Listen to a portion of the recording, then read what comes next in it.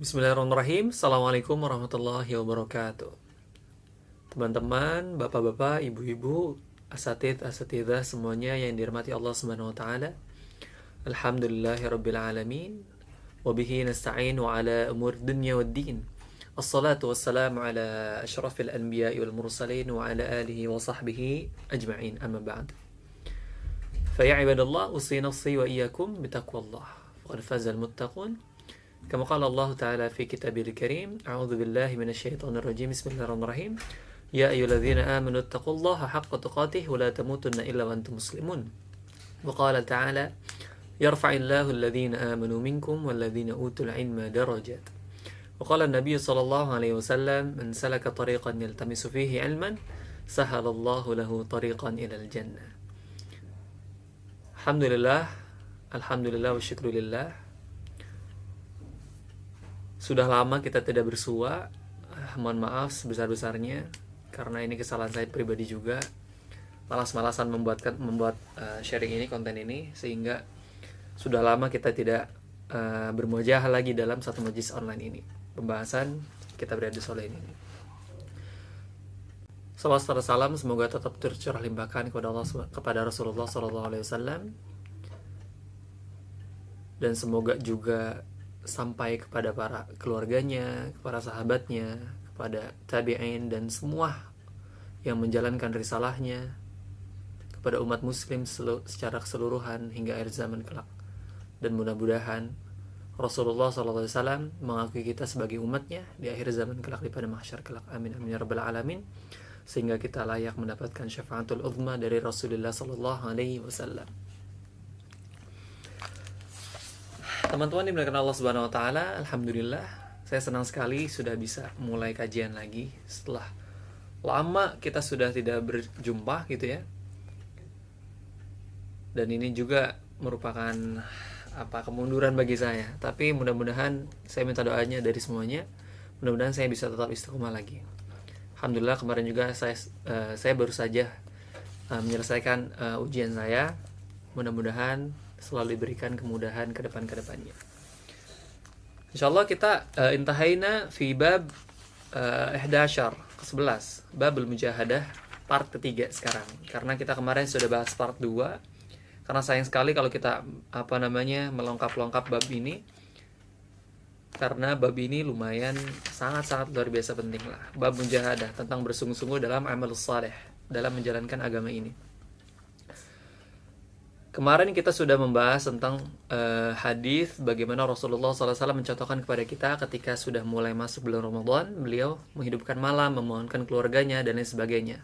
Akhirnya beliau fokus pada malam tersebut karena ada fadilah-fadilah di sana yang harus didapatkan seperti itu. Maka kita lanjut kepada hadis selanjutnya yang masih dalam satu bab yang sama. Bahwasanya bismillahirrahmanirrahim, kita langsung saja ya biar kita agak ngepres waktu.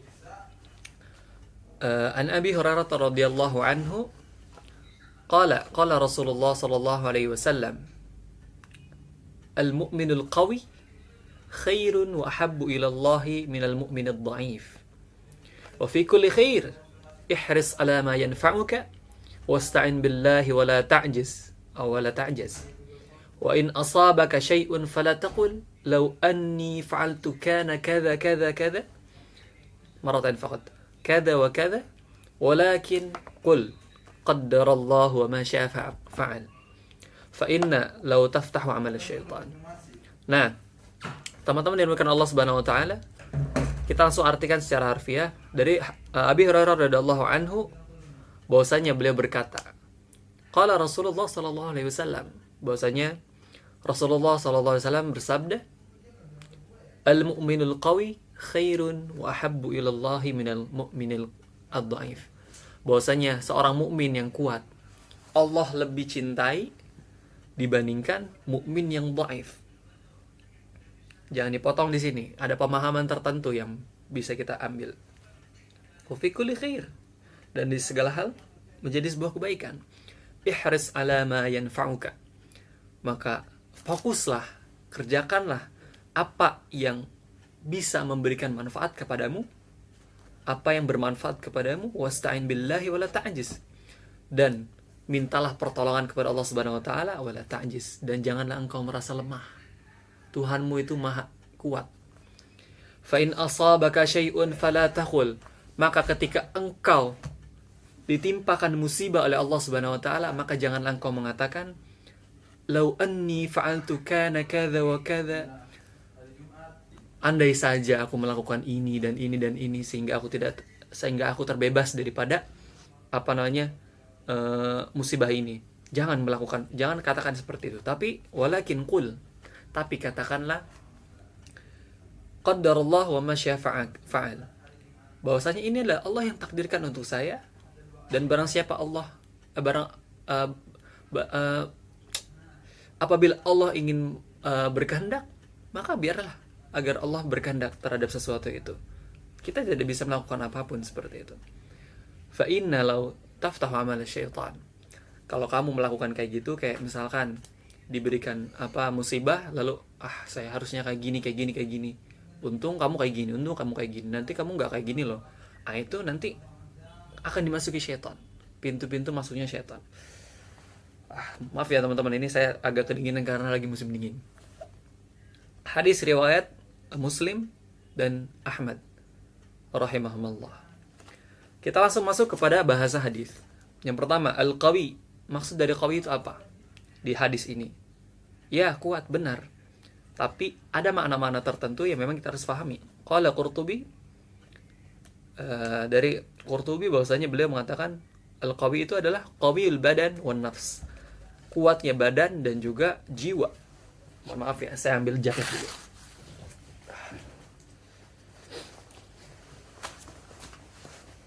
Kuatnya badan dan juga jiwa.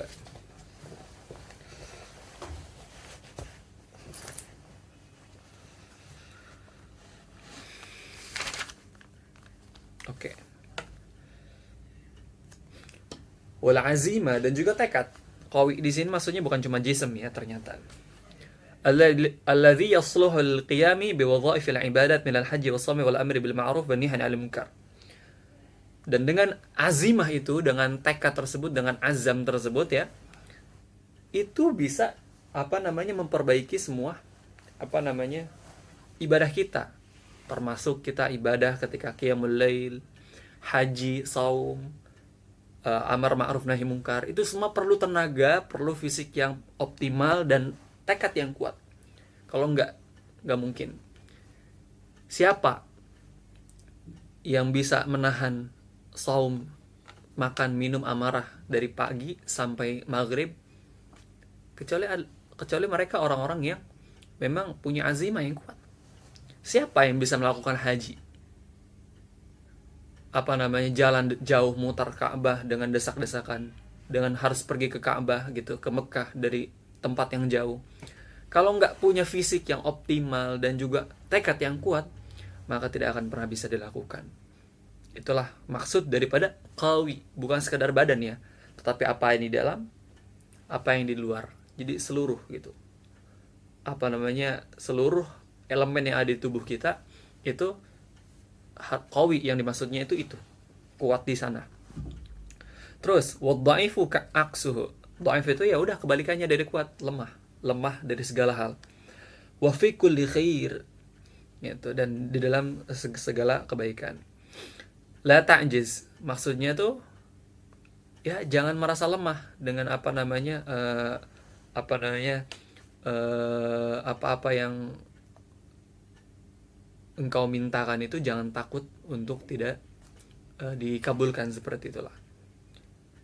Dan selanjutnya ketika misalkan kamu diberikan musibah, jangan pernah mengatakan bahwasanya ini itu tidak akan terjadi kalau aku melakukan ini dan ini. Kenapa? Karena itu bisa membuka pintu-pintu syaitan.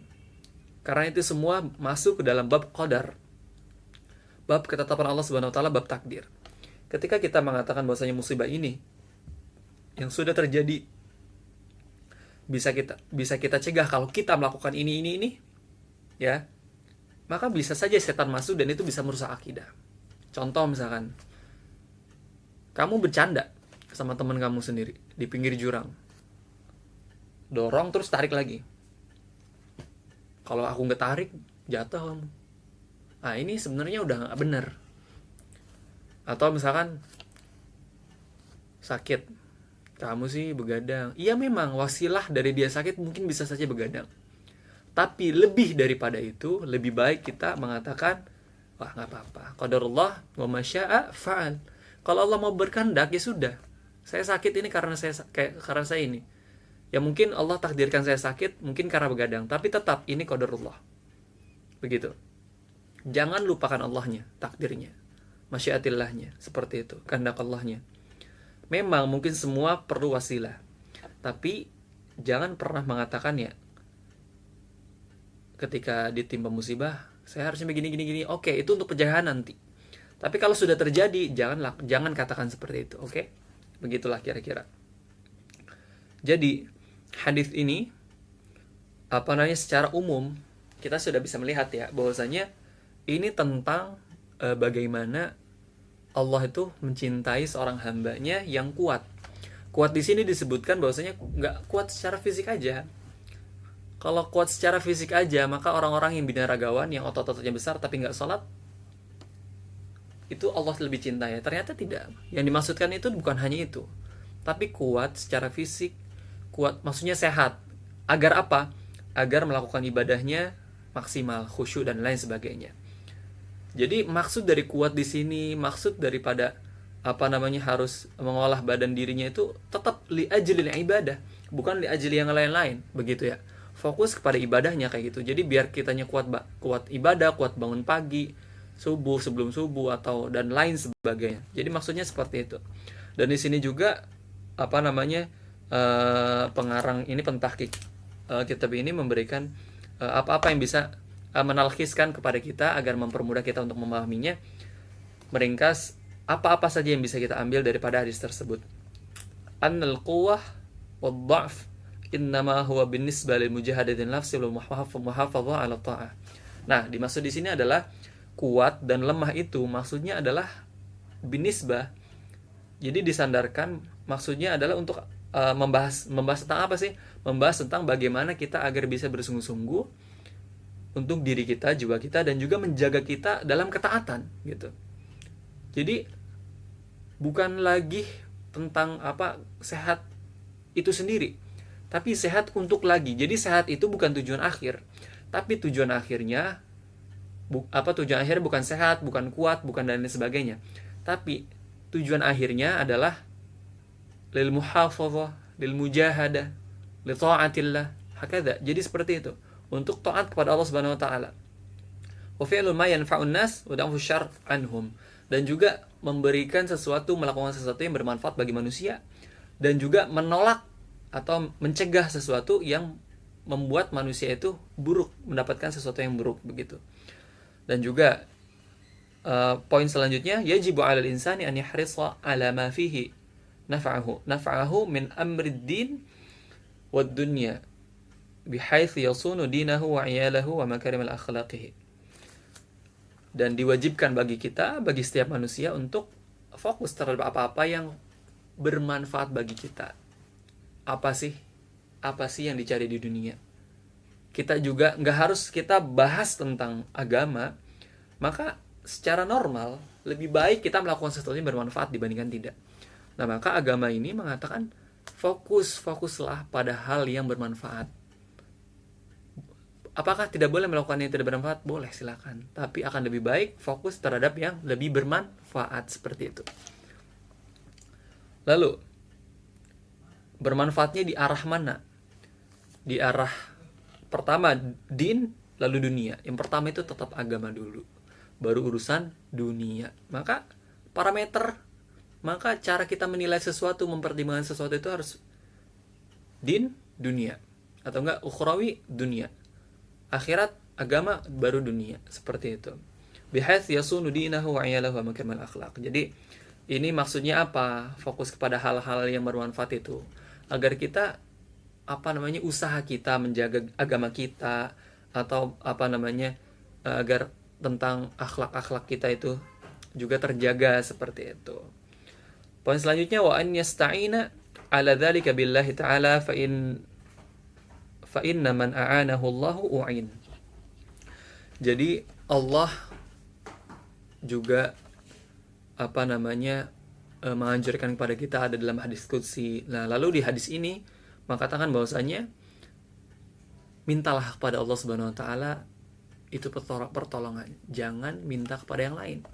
Maka barang siapa yang meminta pertolongan kepada Allah, Allah akan membantu, akan dibantu dia. Ihfazillah yahfazka, atau misalkan intansurullah yansurkum. Banyak dalil-dalil yang mengatakan bahwasanya ada timbal balik begitu. Allah itu Arhamur Rahimin. Allah itu yang maha dari segalanya.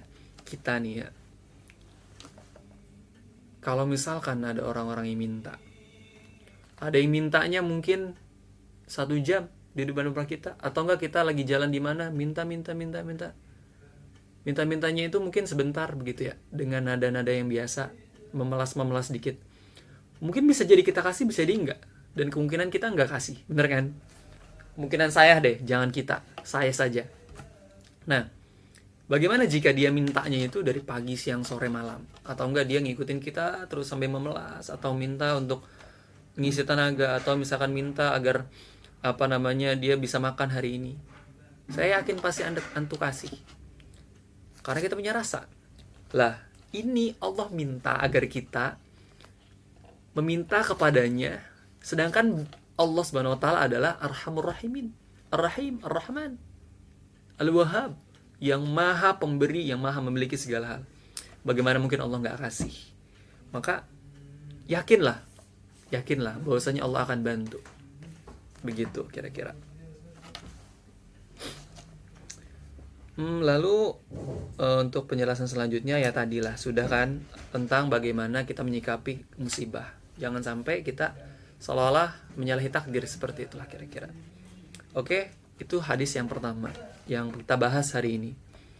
Lalu hadis yang kedua, bismillahirrahmanirrahim. As-sabi' anhu, maksudnya dari Abi Hurairah juga.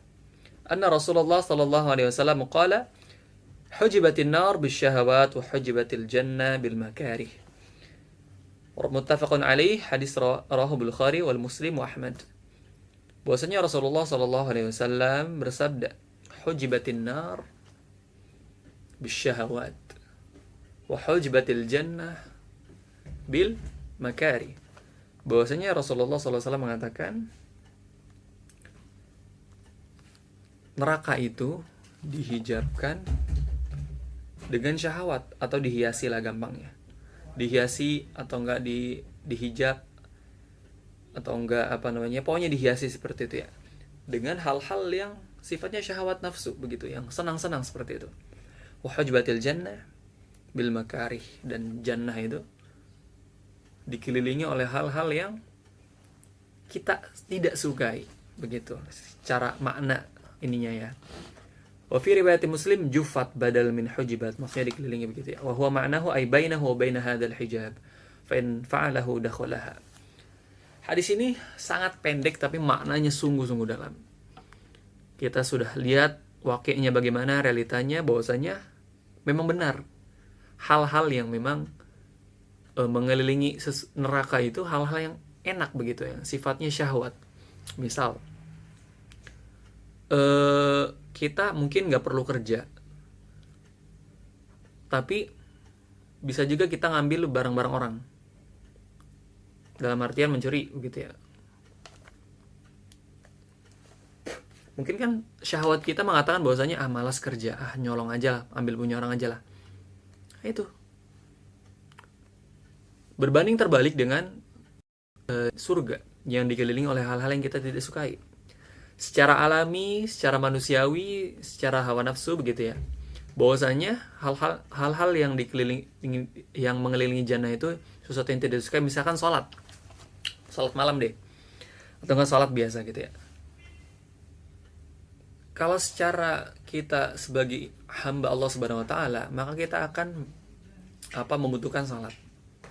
Tapi berbeda ketika kita menjadi seorang yang pada umumnya begitu ya, tidak mengenal Tuhan atau tiba-tiba tekankan untuk melakukan salat 5 waktu. Maka itu hal-hal yang gak enak, dibenci gitu. Atau misalkan sedekah, kita ngeluarin duit dijanji diembel-embelin, misalkan diembel-embelin apa namanya, surga. Duit saya juga keluar gitu ya. Duit saya keluar tapi cuma diembel-embelin doang. Nah, itu kalau nggak yakin gitu. Atau zakat. Saya kerja capek-capek 25 juta diambil 2,5%, mending saya beli makan atau apa. Nah, itulah surga. Tapi memang begitulah adanya. Bahwasanya surga itu memang dikelilingi oleh hal-hal yang tidak kita sukai banyaknya, kecuali memang mereka yang sudah tingkat taatnya tinggi, maka sholat menjadi istirahat. Sholat itu enjoy. Maka ketika dia punya uang banyak, dia berzakat, dia berinfak, karena dia membutuhkan sesuatu untuk menghidupkan hatinya. Begitu kira-kira. Ahfadul hadis, kita masuk kepada apa yang bisa diambil melalui hadis ini sesuai dengan buku. Kalau tadi yang saya sudah sebutkan, ya sesuai dengan syarah yang saya sebutkan, bahwasanya ya seperti itulah kira-kira pemahamannya. Di sini mudahnya hanya ada satu bahwasanya faidatu hadza tamsil anal jannata la tanalu illa biqat'i mafawiz al makarih wa bisabri 'alaiha wa anan nar la yunji atau la yunja minha illa bitarki syahawat wa fatamin nafs anha. Bahwasanya ya surga tetap tidak akan pernah kita raih dengan apa namanya, kecuali dengan kita mulai menjauh-jauhi hal-hal yang memang disukai oleh syahwat, dan kerjakanlah hal-hal yang memang secara manusia tidak kita sukai itu. Ditambah dengan sabar dan juga ya teruslah continue insyaallah.